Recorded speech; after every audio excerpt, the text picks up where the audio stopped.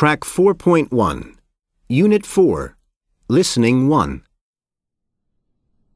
Hi everyone. I want to share some research I did for our project. I decided to focus on the discovery of the controlled use of fire. By controlled use, I mean when people started to use and maintain fires to benefit their daily lives. According to research, no one is absolutely certain when fire was first used regularly, but researchers have discovered enough objects from daily life to conclude it was between 300 and 400,000 years ago. There are only theories about how the people first discovered they could use fire. From what I found, it seems that the discovery of the controlled use of fire dramatically changed the lives of our ancestors. Wow, I never thought about life before fire, or life without fire. Can you give us some examples you found of how life changed? Sure. First, fire was used to provide warmth. This meant people could live in more places than ever before. For example, findings confirm people started to live in colder climates that had been too cold to live in before without a source of heat. Second, fire provided protection at night from wild animals who were afraid of fire. In my view, by building fires at night, our ancestors were able to greatly improve their own comfort and safety. So there were two benefits at night: heat and protection? Absolutely. Both were very important. For me, though, the third benefit is one I had never considered. The controlled use of fire enabled people to cook food. Being able to cook our food is something we take for granted, right? However, cooked food, researchers suggest, was a major turning point for our ancestors. The impact on their food choices was huge. Meat and plants that had been too hard to chew, or too difficult to digest, or unsafe to eat raw, could be eaten once they were cooked. Thus, cooking gave people a lot more food options than in the past. Cooked food was especially helpful to babies, young children, and older people. Furthermore, cooking helped to preserve food. Thus, food could be stored and used later when less food was available. In general, then, you're saying that the controlled use of fire allowed people to have more food choices day to day and thus maintain a better diet, right? That does seem like a huge benefit. Researchers claim it was. Their findings demonstrate that as our ancestors adapted to eating a wider range of food, they were healthier and able to survive longer. All right, so far we have warmth and expanded living options, protection, and cooked food. How about other benefits, like having light to see at night? Wasn't that a major change? Sure. The controlled use of fire allowed for more socializing at night. Once people had light, they could occupy themselves playing music, making tools and clothes, and so on.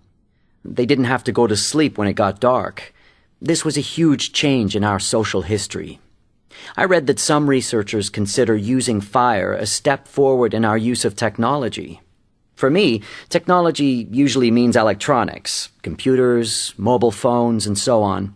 However, they say technology is the application of knowledge to improve our lives. Using fire for warmth and to cook food fits this definition, doesn't it? Sure. So then we can say discovering how to use fire was an important advance in our use of technology. Track 4.2, Unit 4, Listening 2. Today, we're going to look at how a forest fire is both friend and foe. Some people claim that it's a foe, that is, an enemy, because a forest fire can become a natural disaster. However, others view it as a friend, because a forest fire keeps a forest healthy and growing. First, forest fires as natural disasters. A forest fire can move through an area quickly and destroy almost everything: homes, trees, buildings, animals, and people. For example, the Black Saturday bushfire in Victoria, Australia on February 7, 2009 was one of the worst in recorded Australian history. Over 2,000 homes were destroyed. and many people and animals were killed. Every day, there are hundreds of forest fires all over the world. According to recent research, we're seeing that climate change has had a big impact on forest fires. Studies have found that forest fires in the U.S. have occurred nearly 5 times more often in recent years than in the 70s and 80s.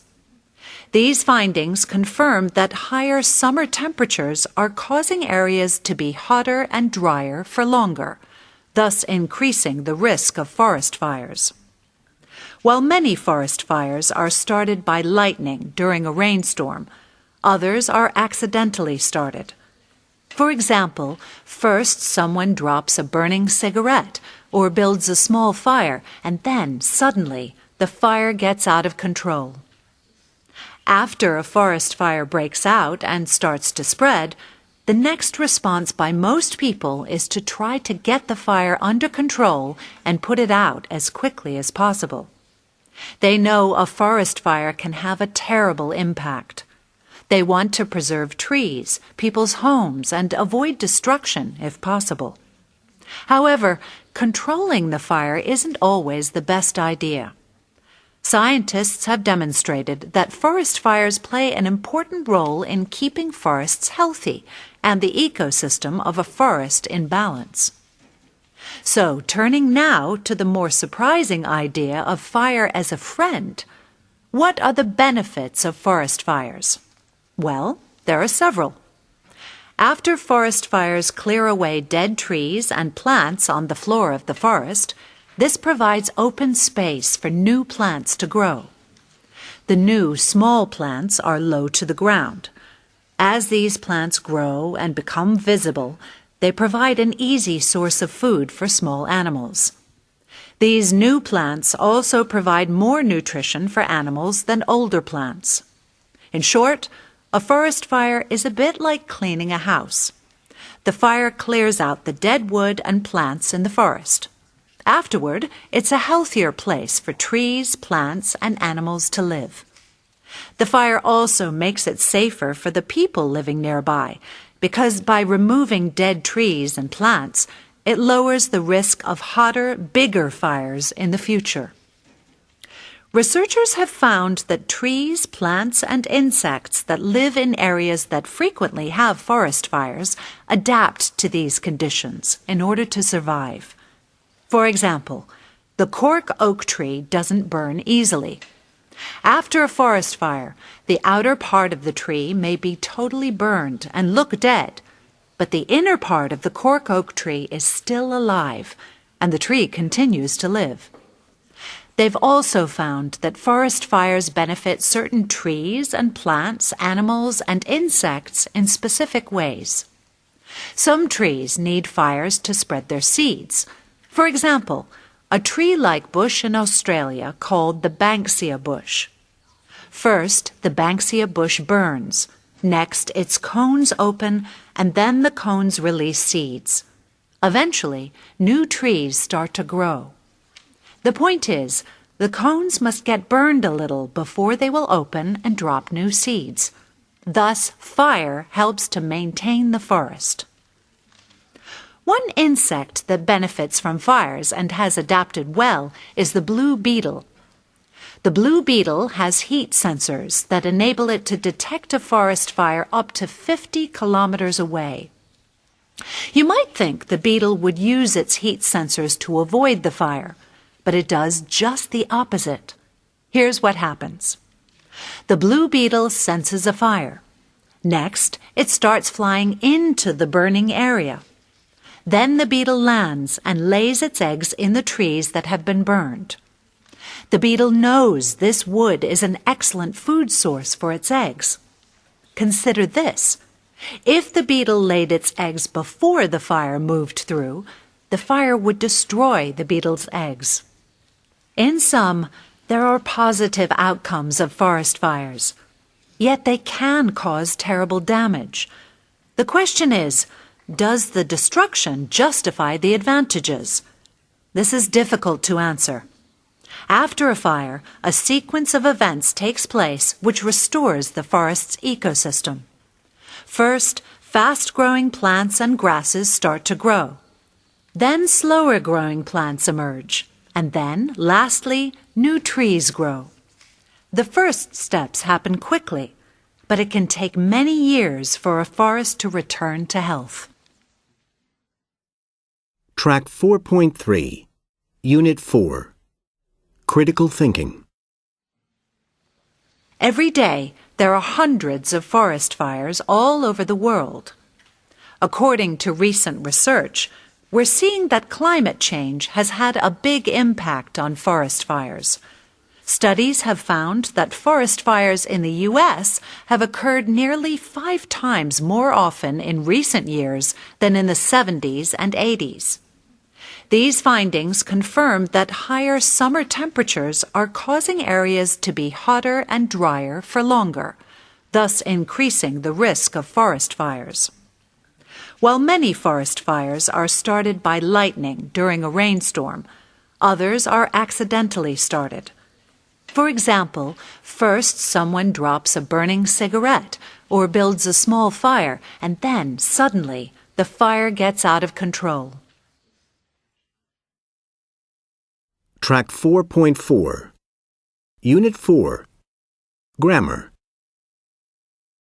1. I got a box of chocolates for my birthday. You want some? Wait, you told me you don't like chocolate, right? 2. Hey, did you hear about that big fire at the theater downtown last night? 3.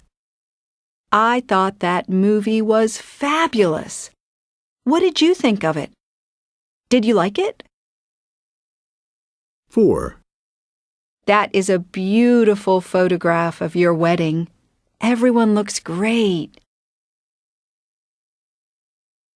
Track 4.5, Unit 4, Speaking Skill. 1. Okay, no problem. I'll meet you at the library at 7:30. By the way, Mike was looking for you earlier. 2. You asked me about the lecture you missed? Oh, before I forget, we have an exam next Friday. 3. The first part of the lecture was clear. Let's get back to talking about the last part. It was confusing. 4. You asked about my biology class? Speaking of classes, have you decided what to take next term? 5. Thanks for mentioning that article you found online. Anyway, does anyone know the answer to the second question? 6. As I was saying before, there are several benefits we need to consider. Track 4.6, Unit 4, Pronunciation for Speaking. 1. I heard about a forest fire that happened recently. 2. I heard about a forest fire that happened recently. 3. I heard about a forest fire that happened recently.